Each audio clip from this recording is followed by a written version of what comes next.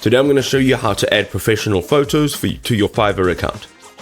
Now, in terms of a professional profile picture, it doesn't give you many options in terms of wanting to change how it looks. However, just to give you some tips on how to take a professional photograph, here it is. So the first thing you need to do is make sure that you are looking straight into the camera, you are smiling, and there is nothing behind you that is slightly distracting. Now, we're going to use this as an example. You can see that it's a plain white background. There are tons of apps out there that you can use to remove your background.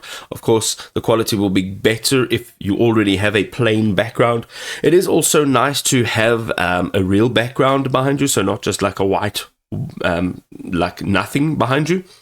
And then make sure that your lighting is good. It's a very simple thing. You don't need a professional camera. You don't need to hire a photographer to do this. It's just a simple profile picture. So smile, look into the camera, and then have the picture taken.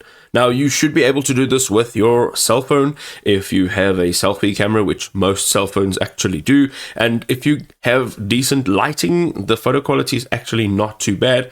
But if the front camera is not going to work, you can in fact use the back camera and ask somebody to just take the photograph for you. Make sure that you're smiling, and there you go.